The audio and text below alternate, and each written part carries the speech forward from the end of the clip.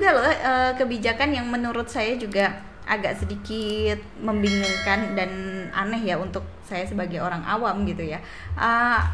Katanya dokter umum ini boleh melakukan tindakan operasi gitu ya, tindakan ya operasi sesar ataupun juga operasi lainnya gitu. Itu kalau menurut kalian gimana? Karena kan perjalanannya dari saya sendiri gitu ya. Kalau misalkan mau kita gigi aja deh ke dokter gigi. Terus kalau ini nggak bisa, berarti ini harus dirujuk ke dokter spesialis yang apa ya, kan ada apa ya? Ada yang spesialis lagi lah ya selain bedah mulut. Kalau udah memang parah berarti bedah mulut. Ada yang ini juga, ini kesini, ini kesini, ini kesini. Maksudnya itu kan banyak banget kan spesialisnya gitu. Nah ini hanya dokter umum terus kemudian boleh melakukan tindakan operasi gitu. Menurut kalian gimana? Kalau menurut saya sih ini rada beresiko banget ya. Bisa-bisa yang naik bukan angka kesehatan, maksudnya malah yang naik angka kematian gimana kalau misalnya Pak Ya, dokter takutnya ya. dokter umum yang melakukan tindakan operasi. Soalnya kan memang misalnya operasi sesar gitu ya. Operasi sesar itu harus dilakukan oleh obgyn. Kalau misalnya sama dokter umum yang belum punya kemampuan untuk melakukan itu, kayak ilmunya gitu, belum punya ilmunya untuk melakukan itu, ya gimana, bisa-bisa salah. Itu kan harus diawasi oleh dokter spesialis. Dan jadinya dokter lebih mudah dituntut gitu kan. Kalau misalnya salah, pertanggungjawabannya bagaimana? Perlindungan atas dokternya bagaimana, kayak gitu. Iya sih ya. Makanya kan jadi kayak aneh gitu ya. Kalau misalkan kita mau spesialis obgyn ya kita harus kuliah lagi gitu kan ya. Dari Desi gimana tuh melihatnya? Iya. Saya juga ini sih Mbak, ini isu yang sensitif banget ya, karena proses sesar itu kan nggak cuman sesimpel ada pasien hamil terus kita bedah keluarin anaknya, kan nggak sesimpel itu ya. Masih banyak faktor-faktor kesehatan dari ibunya yang perlu kita perhatikan. Terus dari segi dokter umum juga kan kita juga nggak dapat kompetensi itu. Maksudnya kompetensi itu tuh didapatnya itu waktu jadi PPDS obgyn gitu kan. Terus gimana, bener kata Fai, gimana misalnya kalau kita melakukan hal itu terus malah meningkat nih angka kematiannya. Soalnya kan nggak sesimpel cuman mengeluarkan bayi terus dijahit udah, nggak sesimpel itu kan. Banyak komplikasi-komplikasi yang justru bisa terjadi saat di meja operasi itu. Salah satunya itu perdarahan atau perlengketan gitu sih. Gimana kalau komplikasinya itu bisanya ditangani sama dokter spesialis, sedangkan di situ posisinya kita cuma dokter umum gitu.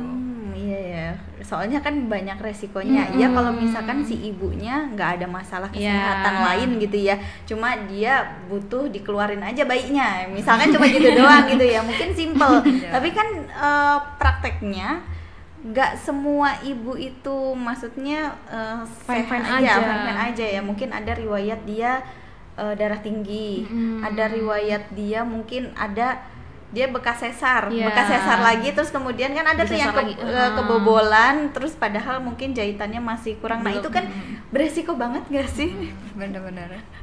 Iya ya, jadi sebaiknya sih maksudnya tapi mungkin pikirannya pemerintah daripada menunggu lama, maksudnya kan pasti ada proses ya. Kalau misalkan kita mau ke spesialis pasti kan kayak ada proses, kamu harus kuliah dulu. Nah daripada menunggu lama ya sudah perdayakan yang ada. Ini maksudnya ini sama-sama dokter gitu. Tapi kalau misalnya dilihat dari data ya, kayak saya pernah baca soalnya di RSUD itu sebenarnya pasti ada obgynnya kayak gitu. Kenapa mau ditambahin malah harus dokter umum yang melakukan operasi? Kenapa enggak kita membuka mungkin program pemerataan spesialisnya dari di daerah situ gitu, di wilayah 3T. Kalau emang mendesak banget gitu, ya misalnya dokter umum dikasih pelatihan. Tapi kayaknya lebih bagus kalau misalnya cuma dokter umum di wilayah itu aja yang boleh melakukan. Dia nggak boleh ngelakuin hal itu di luar wilayah 3T kalau menurut saya. Oh iya, jadi memang khusus dokter-dokter yang di wilayah 3T difokuskan untuk pelatihan gitu ya. Jadi bukan yang seluruhnya dokter boleh gitu ya. Iya sih. Terus kemudian yang untuk yang dari 3T mungkin dilengkapi juga untuk peralatan medisnya. Gitu ya. Karena percuma kalau misalkan si dokter umum ini sudah sudah dikasih pelatihan, tapi peralatannya terus nggak memadai. Kan ya susah juga gitu ya. Susah juga, iya sih benar. Jadi harus yang benar gitu ya, maksudnya kebijakannya ini harusnya di mana nih, dokter umum nih yang di mana, terus bolehnya ini melakukannya tuh tindakan yang sampai mana maksudnya ada batasnya gitu kali ya. Jadi nggak semuanya disamaratakan gitu ya, karena kita sendiri penduduknya kan nggak rata. Iya betul. Di Jawa banyak, numpuk. Iya numpuk. Fasilitas kesehatan juga alhamdulillah kita berada di Pulau Jawa ini kayaknya semuanya aman ya. Aman, cuma ada beberapa mungkin kayak di wilayah beberapa wilayah cuma ada yang terpencil, tapi kan kalau kita udah jauh keluar Jawa itu kan masih hutan, masih apa gitu. Iya kayak itu masih danau-danau gitu ya, masih pulau-pulau kecil yang sekarang juga udah mulai nggak indah ya. Kan itu juga butuh tenaga medis ya, karena di sana juga banyak pekerja kan. Tapi itu kira-kira dipikirin nggak ya? Iya, makanya dipikir kayaknya. Soalnya kan orang dokter umum itu operasi nggak cuma dokter umum, ada anestesi, ada perawat yang harus menyiapkan operasi. Nah iya kan nggak berdiri sendiri ya. Dokter umum semua yang ngerjain. Berat sekali. Wah, kayaknya kalau kayak gini saya nggak mau jadi dokter umum, saya spesialis aja gitu. Nanti saya kayaknya susah banget gitu ya. Tapi ada sebuah perubahan juga gitu ya, yang saya lihat di rumah sakit ada pembaruan tentang ini alat-alat yang lebih modern lagi, digitalisasi lagi gitu ya, kayak rekam medis yang dulunya kita harus nulis gitu, terus kemudian kita harus bawa buku tebel banget gitu, harus kita inget-inget. Kalau dulu banget kita harus tahu nomor RM-nya gitu ya. Kalau sekarang kan kayaknya udah dari dokter satu, dokter udah langsung itu. Kalau menurut kalian terbantu nggak sih? Terbantu menurut saya sih, soalnya jadi kan kalau misalnya semuanya di komputer itu kita aksesnya nggak perlu nyari-nyari lagi, tumpukan berkas-berkas itu kan nggak perlu kayak gitu. Cuman ada tantangannya juga sih. Nah itu pasti ada ya. Ada. Nah, itu apa tuh? Ya misalnya orangnya gagap teknologi, jadinya susah masukinnya, belum tahu cara masukinnya, itu kan jadi tantangan juga buat menerapkan RME ini. Terus juga kalau misalnya pakai komputer itu kan butuh daya listrik gitu ya. Nggak semua rumah sakit punya listrik yang besar gitu kan. Iya. Rumah sakitnya juga harus maju kalau mau RME-nya ini digital gitu kalau menurut saya. Iya ya, kayak fase ke-1 aja mungkin masih belum nerapin ini ya, masih kita nulis gitu ya. Apalagi sekarang juga kan memang lebih banyak BPJS ya. Untuk di Indonesia ya. Nah, BPJS kan otomatis ada yang dari fase ke-1 dulu, terus kemudian minta rujukan ya. Udah minta rujukan baru ke rumah sakit. Oh, panjang sekali. Oh ya, kalau dari Desi? Ya, kalau nggak salah itu kan kebijakan dari Kemenkesnya itu menyasarnya percepatan digitalisasi ke Fasiankes kan ya, Kak ya. Kalau menurut saya sih perlu diperhatikan yang pertama itu dari infrastruktur ya, karena kita juga tahu kan Indonesia itu luas banget, terus masih banyak daerah yang 3T. Nah, perlu diperhatikan juga infrastrukturnya di Fasiankes di 3T itu bagaimana, apakah dari listriknya memadai, kuota internetnya juga apakah sudah terjangkau di sana, kemudian dari komputernya juga perlu diperhatikan, karena kan kalau misal komputernya ada tapi internetnya nggak ada, percuma dong. Iya, benar. Terus dari sumber daya masyarakatnya juga atau pengguna dari RM itu juga perlu diperhatikan. Gimana kalau yang misal nih, mungkin kalau dari generasi kita, generasi milenial sampai Gen Z itu udah melek teknologi ya sebagian besar. Tapi gimana kalau yang udah senior nih, pasti kan mereka juga butuh adaptasi kan, cara-caranya, mulai dari gimana cara pakai komputer, terus input datanya yang sebegitu banyak gitu. Terus juga ini sih Kak yang saya pikirin itu apakah kalau pakai RME ini tuh keamanan informasinya tuh juga udah terjamin. Karena kan banyak ya sekarang kayak peretas-peretas gitu kan nakutin ya, data-data kita juga bisa disalahgunakan gitu sih. Iya sih, itu juga harus perlu dipikirin lagi gitu ya. Emang kadang ujuk-ujuk kayak ini dibobol gitu, maksudnya data ini terus ternyata kena hack, kena ini data kita gitu ya. Akhirnya kayak ujuk-ujuk kita terdaftar di pinjol. Itu kan kayak serem banget gitu ya. Nah, ini tantangan yang terbesar juga nggak sih menurut kalian gitu ya, ketika mungkin pemerintah banyak mendatangkan dokter asing. Nah, ini gimana ya ini buat kalian yang OTW dokter praktek ya maksudnya ya. Kan kalau udah jadi dokter muda nih. Ya, kalau menurut saya dengan adanya dokter asing itu yang pertama nih, dokter asingnya tuh juga harus tahu ya kalau Indonesia tuh beragam banget nih budayanya. Kalau misal kita di Tapal Kuda ya Kak, di sekitar Jember, Banyuwangi gitu-gitu kan mayoritas tuh ada Madura sama Jawa. Nah, ini yang perlu diperhatikan yang pertama itu perbedaan bahasa dan juga budaya. Soalnya kita tahu juga kan Kak, misal nih di Jawa ada pasien yang datang ke dokter asing ini. Jadi cerita, kita kan sebagai dokter kita itu menegakkan diagnosis mulai dari anamnesis ya, dari cerita si pasiennya. Ini misal ada ibu-ibu nih datang ke di dokter asing ini, terus dia tuh ngomongnya pakai bahasa Jawa. Yang bahasa Jawa ini kan kalau misal ada misal jatuh gitu ya, bahasa Jawa itu banyak ya. Ada yang bener. Ada yang jelungup, ada yang jelosor gitu kan. Iya. Apakah si dokter asing ini udah memiliki kemampuan untuk memahami hal itu? Google juga akan bingung kayaknya. Ada jungkel, jelosor kan geblak ya. Nah, hal itu hal kecil yang bisa jadi guide kita untuk menentukan diagnosis, karena posisi jatuh itu kan juga berpengaruh dari ini mau ke arah kemana nih diagnosisnya. Jadi perlu diperhatikan apakah si dokter asing itu bakal paham dengan bahasa-bahasa kayak gitu. Itu sih. Iya, karena Indonesia ini beragam banget, bukan nggak semua, apalagi kalau misalkan kita udah ke daerah-daerah yang memang kesehariannya menggunakan bahasa daerah, itu kan agak-agak susah gitu ya. Mungkin kalau di daerah Bekasi bahasanya mungkin Indonesia gitu ya, maksudnya jarang untuk bahasa daerahnya Bekasi kan Sunda enggak, Betawi pun juga mungkin kayak Indonesia kan ya. Nah, kalau udah yang ke Jawa nih, Jawa Tengah yang Sugeng Dalu pasti itu ya, gitu ya. Atau kena Madura gitu. Ya saya sendiri juga nggak paham ya Madura ya. Gitu. Atau Banyuwangi sendiri punya bahasa osing ya? Iya. Itu yang beda kan? Iya.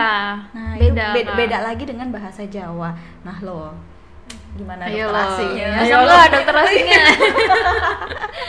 Kalau dari Fai gimana? Ya sebenarnya bagus ya memotivasi kita buat bersaing dengan mereka gitu kan. Cuman kan ya kayak tadi kendala bahasa. Saya aja yang dari Bekasi masih sesama Indonesia loh. Tapi kadang kurang paham sama pasien yang ngomong apa karena mereka sendiri nggak bisa bahasa Indonesia. Kadang ada yang kayak gitu. Apalagi kalau misalnya orang Inggris nggak bisa bahasa Indonesia, ya makin kan kayak gitu. Google bingung. Halo Google, what is jelungup gitu.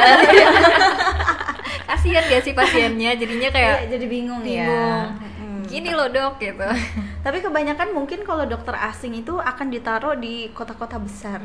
Itu kan kenapa gitu ya? Seharusnya dokter asing itu ya udah di 3T aja gitu ya, untuk memudahkan masyarakat kita gitu ya. Apalagi namanya dokter asing mungkin punya kemampuan atau skill yang lebih dari kita warga Indonesia mungkin gitu kan ya. Kenapa nggak ditaruh aja di 3T? Kan kita yang udah di maksudnya di daerah-daerah yang sudah penuh istilahnya ya kayak Jawa ya sudah tercukupi gitu ya, nggak perlu lah ya. Kalau kalian perlu apa enggak nih? Perlunya ya di bagian itu 3T. Taruh di situ nggak apa-apa. Iya ya nggak apa-apa ya, biar langsung bahasanya dia nggak usah bahasa Indonesia lah, langsung bahasa daerahnya gitu kan sebenarnya banyak ya orang-orang bule juga yang dia itu paham dengan bahasa daerah gitu ya, entah itu bahasa Jawa gitu kan. Ada juga konten kreator juga yang bule Jowo gitu kan ya. Oh iya. Itu berarti disuruhnya di 3T aja gitu ya. Oke, yang terakhir nih yang aku pengen tahu, karena kegiatan perkuliahan FK ini udah cukup mempenatkan kalian gitu ya. Aduh, ini kayaknya susah gitu. Apalagi ini perjalanannya tinggal sedikit lagi ya. Tinggal berapa, setahun lagi? Iya. Nah, tinggal setahun lagi ya, udah OTW setahun lagi nih, tinggal sebentar gitu. Nah, kemarin-kemarin kalian itu untuk apa ya, mengisi kejenuhan itu gimana sih kalau anak-anak FK? Soalnya bayangan saya anak-anak FK kayaknya nggak bisa ngapa-ngapain.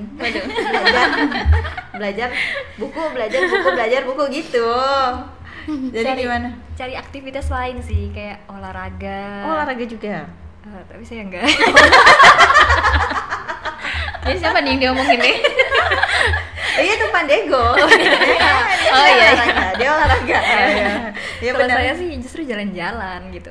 Tapi Oh, jalan-jalannya sama kayak nggak Mando. jauh-jauh gitu. Kan Mando senengannya jalan-jalan, ya, main. Iya. Kalau Fai berarti main juga. Main, jalan-jalan, kayak explore tempat-tempat baru itu saya seneng. Coffee shop sih. Iya. Tempat-tempat Skena. baru, iya. Ya, tempat barunya tuh kan kalau Mando tadi ke pantai, ke B29 gitu. Kalau dia kan coffee shop yang ini, ngerasain butterscotch-nya gimana nih gitu ya, americano-nya gimana nih gitu ya. Sekalian makan kan enak. Dessertnya apa nih? Kurus sih. Enak Aduh. ya. Ya kan kalau kita Aduh. kan mikir-mikir ya mau dessert. Iya. Kalorinya berapa nih? Aduh, udah minum manis nih. Iya, benar. Bahkan kita tuh kayak pengennya ngopi, aduh tanpa gula, iya gitu. Sampai ya, akhirnya pahit-pahitan ya, udah hidup pahit gitu kan. Iya, berarti main ya kalau Fai. Kalau Desi? Velocity. Oh, TikTokan. gini-gini. Velocity dulu. Enggak.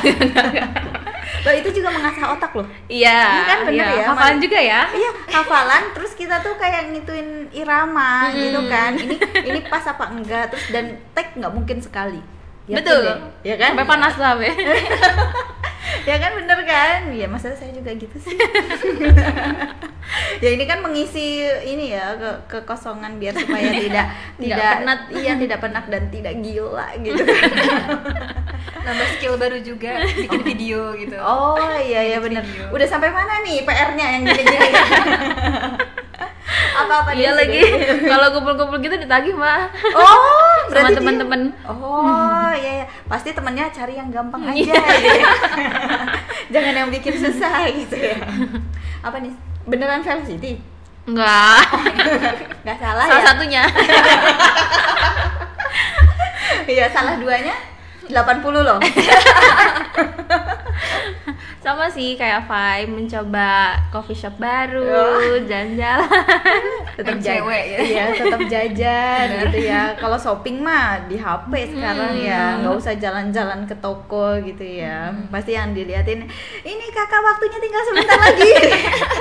Ya nggak sih? Iya. Iya lagi. Live Keranjang shopping. kuning. Iya. Cepetan ya, ini tinggal 5 menit lagi gitu. Tap layar ya. Loh, ini cewek banget ya, pintar banget ya ini. Ya ampun, oh ternyata ya nggak apa-apa sih. Berarti sahabat Alia itu yang nonton itu, oh ternyata anak-anak mahasiswa kedokteran seseru ini juga masih bisa gitu ya. Maksudnya nggak yang dia nggak yang kutu buku Menghilangkan cipta. Oh iya. Enggak ya? Ya mungkin himne guru. Ya oke. Makasih ya udah mampir ke sini ya. Udah sharing. Ini di akhir-akhir ternyata kita happy ya. Soalnya udah gak dibahas lagi yang itu. Udah santai gitu ya. Oke, terima kasih banyak ya untuk kalian berdua. Sukses cita-citanya jadi dokter atau mungkin mau lanjutin spesialis. Silahkan. Amin. Gapai cita-cita setinggi langit. Terima kasih.